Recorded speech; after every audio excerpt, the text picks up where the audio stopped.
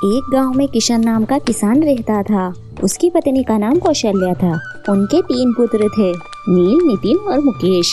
एक दिन किशन ने अपने दोस्त गोपाल को बुलाया और उससे कहा, अरे गोपाल, मैं बूढ़ा हो रहा हूँ और मेरी तबीयत भी बिगड़ने लगी है। तुम ऐसे क्यों कह रहे हो? तुम तो बड़े ही समझदार और कुशल आदमी हो। तुम ऐसी बातें क्यों सोच रहे हो? क्या मैं अभी डॉक्टर को बुला दूं? नहीं नहीं, मुझे कुछ नहीं हुआ। तो फिर ठीक है। क्या तुम्हें कोई बात परेशान कर रही है? अगर तुम्हें कोई बात परेशान कर रही है तो तुम मुझे बता सकते हो। नहीं नहीं, ऐसा कुछ नहीं है। आप तो जानते ही हैं कि ये सारी बातें मेरे बेटों के बारे में ही हैं। अरे मैंने तुम्हारे तीनों बेटों के बारे में कुछ बड़ा ही सोचा। अरे ये क्या कह रहे हो? मैं तो उन्हें अपना बिजनेस सौंपना चाहता हूँ और देखना चाहता हूँ कि वो कैसे हैं। तुम्हें तो अपने तीनों बेटों के आलस के बारे में पता है। तुम उन्हें अपना कारोबार कैसे संभालने के लिए कह सकते हो। तुम ऐसा मत करो। मैंने तुम्हें बचपन से मेहनत करते हुए देखा है। तुम तो एक एक पैसा जमा करके इस मुकाम तक पहुँचे हो। जब सभी लोग तुम्हें कंजूस समझते थे तब तुमने उनकी एक ना सुनी और इस फल को पाने के लिए तुमने बहुत मेहनत की। और तुम्हारे बेटे बहुत ही आलसी हैं। वो तो बिना जिम्मेदारी के घूमते रहते हैं। तुम ऐसी गलती मत करो। तुम अपना बिजनेस उन्हें मत सौंपो। तुम मेरी बात मानो। इतना कहकर गोपाल वहाँ से चला गया। गोपाल की बात सुनकर किशन सोचने लगता है कि ऐसा मैं क्या करूँ कि मेरे बेटे सुधर जाएं। और वो सोचने लगता है कि अपने बेटों को कैसे ठीक किया जाए। फिर एक दिन उसने अपने बेटों को बुलाकर कहा, देखो, मैं इस उम्र में सारा बिजनेस नहीं संभाल पाऊंगा। अगर तुम तीनों खेती, साहूकार और कपड़े के बिजनेस को एक एक करके संभाल लो तो मुझे थोड़ा आराम मिलेगा। ठीक है पिताजी, आप आराम कीजिए, हम आपके बिजनेस को संभाल लेंगे। उन तीनों ने अपने पिताजी की बात तो मान ली, लेकिन कई दिनों तक उन्होंने कुछ भी काम नहीं किया। फिर एक दिन किशन एक किसान को बुलाता है। क्या हुआ साहब, आपने मुझे बुलाया? मुझसे कोई गलती हुई है क्या साहब? नहीं कन्हैया, तुमसे कोई गलती नहीं हुई है। वो कुछ दिन पहले तुमने पट्टे पर मुझसे जमीन मांगी थी ना, मुझे वो बात याद आई, इसलिए मैंने तुम्हें बुला लिया। हाँ साहब, मुझ पे कृपा कीजिए। अगर आप मेरी मदद करेंगे तो मैं आपका जिंदगी भर आभारी रहूंगा। तुम दूसरे की जमीन क्यों, मेरी ही जमीन ले लो और उसके बदले तुम आधी फसल मुझे देना। रतन किशन की बात सुनकर संतुष्ट हो गया और वहाँ से चला गया। रतन को खेत से जो भी मिलता था वो आधा हिस्सा किशन को दे देता था। फिर किशन ने एक साहूकार के काम के लिए एक पढ़े लिखे आदमी को रख लिया। किशन ने अपने कपड़े की दुकान को भी जानने वालों को सौंप दी और वो उनसे हर महीने प्रॉफिट लेता था। फिर एक दिन तीनों बेटे किशन के पास आए। पिताजी, हमें खर्च के लिए पैसे चाहिए। किशन ने अपने एक आदमी को बुलाया और तीनों को पैसे दे दिए। किशन को बहुत दुख था कि उसके बेटे उसकी कमाई को उड़ाने के अलावा और कोई भी काम नहीं करते थे। मुझे नहीं पता कि ये तुम क्या काम कर रहे हो। अगर तुम इस तरह से उन्हें पैसे देते रहोगे तो वो कैसे सुधरेंगे और कैसे अपना काम करना सीखेंगे। तो मैं क्या करूं? अब मैं बूढ़ा हो रहा हूं। तुम इस बात को छोड़ो, मैं एक बगीचा लगा रहा हूं। चलो मैं तुम्हें दिखाता हूं। तुमने तो कहा था कि तुमने अच्छा काम करना बंद कर दिया, लेकिन यहाँ तो इतने सारे पेड़ पौधे हैं। किशन के तीनों बेटे दूर से ये सब देख रहे थे। अरे इस उम्र में भी पिताजी को पौधे कमाने की तमन्ना है। अगले ही दिन किशन बीमार हो जाता है और फिर वो अपने तीनों बेटों को बुलाता है और वो कहता है कि बगीचों में पानी दे दो। पता नहीं पिताजी को कोई काम ही नहीं है, हर बार कुछ न कुछ काम के ही देते हैं, उनको तो कोई काम है ही नहीं। कौशल्या को ये सब बातें बुरी लगती है और वो खुद ही बगीचे में पानी देने लगती है। ये सब देखकर किशन को अपने बेटों के व्यवहार पर बहुत ही ज्यादा दुख हुआ। किशन को अपने घर से भी अच्छी आमदनी होती थी। एक दिन किशन जब बगीचे में काम कर रहा था तभी उसका नया पड़ोसी श्याम वहाँ पर आया और उससे बोला, नमस्ते, मैं श्याम हूँ। मैं आपके पड़ोस में ही रहता हूँ। मेरे लिए यहाँ सब कुछ नया ही है। बहुत बढ़िया। क्या करते हैं आप? मैं बकरी का बिजनेस करता हूँ। मेरे पास 100 बकरियाँ हैं। अच्छा, आपके कितने बच्चे हैं? 2, लेकिन वो हमारे साथ नहीं रहते।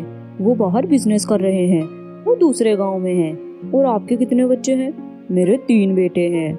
इतना कहकर किशन वहाँ से चला जाता है। शाम को कुछ समझ नहीं आया। वो सोच रहा था शायद कुछ परेशानी होगी। दिन बीतते गए। किशन और शाम अच्छे दोस्त बन गए। एक दिन शाम किशन के पास आता है और उससे बोलता है, किशन, मुझे एक परेशानी है। मुझे आपकी मदद चाहिए। मदद? आप किस तरह की मुझसे मदद चाहते हैं? आप बिना हिचकिचाहट के मुझसे बात कर सकते हैं। मुझे पक्का यकीन है कि आप मुझे ना नहीं कहेंगे। मेरे बेटों को कुछ समस्या थी, वो चाहते थे कि मैं उनके पास जाऊं। मैंने सारी बकरियां बेच दी है, लेकिन अभी 20 बकरियां बची हैं। मैंने उनके लिए एक लड़के को काम पे रख लिया है। मैं ये सब देख लूंगा, तुम ध्यान से उनके पास जाना। किशन को पता नहीं था कि बकरियों को किस तरह का चारा खिलाते हैं। बकरियों को जब चारा खाने को नहीं मिला तब बकरियों की नजर किशन के बगीचे पर गई। बकरियों ने किशन के बगीचे पर धावा बोला और उन्हें चरने लगी। किशन अपने तीनों बेटों को बुलाता है और कहता है, बच्चों इन बकरियों का ध्यान रखो, ये हमारे बगीचे को खाना पाए। लेकिन तीनों बेटों ने अपने पिताजी की बात नहीं सुनी और उनका मजाक उड़ाने लगे।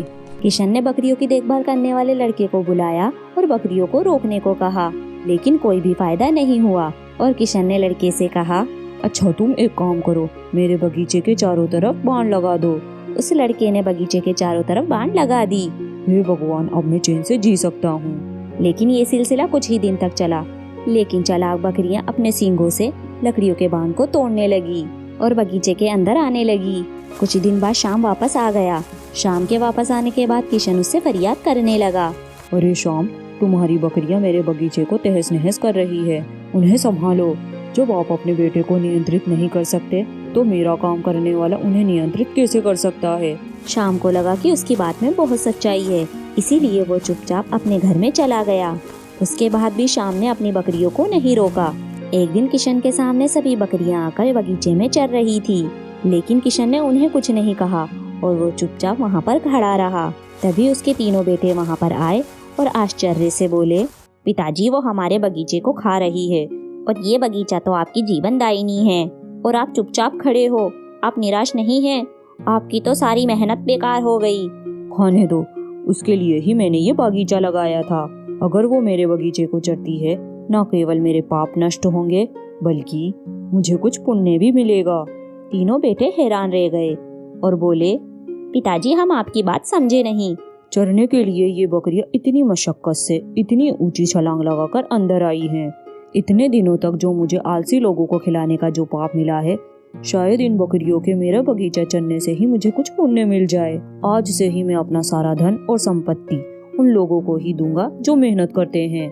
किशन के तीनों बेटे शर्मिंदा हुए और उन्हें इस बात का एहसास हुआ और वो सोच रहे थे कि वो इतनी भी मेहनत नहीं कर रहे जितनी कि वो बकरियां कर रही है। तीनों भाई शर्मिंदा होकर आपस में सोच विचार करने लगे, कल हमारे पिताजी को चोर के लिए खेद हो सकता है, जैसे आज इन बकरियों के लिए खेद हुआ। हाँ, जैसे वो गरीबों की दुर्दशा देखकर उनके लिए खेद करते हैं। और वो सोचने लगे कि वो अपनी संपत्ति उन्हें दान कर सकते हैं। और जब से उन तीनों को इस बात का डर आया, उन तीनों ने अपना आलस छोड़ दिया और उन तीनों ने बगीचे की रक्षा करना शुरू की। और यही नहीं, और उन तीनों ने अपने पिताजी की मदद करना भी शुरू कर दी। किशन ये परिवर्तन देखकर बहुत खुश हुआ और अपने दोस्त गोपाल से बोला, देखो गोपाल, मेरे बेटे कैसे बदल गए। मेरे तो ये समझ नहीं आ रहा कि मेरे बेटे कैसे बदल गए। ये सब शाम ने तुम्हारे पुत्रों को सबक सिखाने के लिए किया है। गोपाल की बात सुनकर किशन को एहसास हुआ कि ये सारी शाम की ही चाल थी। मुझे शाम को धन्यवाद कहना है। किशन शाम को धन्यवाद कहने के लिए जाता है। शाम, अगर आप ना होते तो शायद आज मेरे बेटे इतना नहीं बदलते। मैं आपका बहुत बहुत आभारी हूँ। ऐसा मत कहो किशन, तुम इतनी पीड़ा से अपने बेटों का सामना कर रहे थे। मुझे लगा कि तुम्हारी मदद करनी चाहिए, इसीलिए मैंने ऐसा किया। आप बहुत ज्यादा मेहनती है, लेकिन आपके बेटे नहीं। हाँ, ये सच है शाम। मैंने सोचा जो जिंदगी में मैंने इतनी कठिनाइयों का सामना किया है वो मेरे बेटों को नहीं करना पड़े, इसलिए मैंने उन्हें इतना लाड प्यार से पाला। देखो किशन, एक ना एक दिन तो मेहनत रंग ही लाती है, तो इसीलिए हमें उम्मीद कभी भी नहीं छोड़नी चाहिए।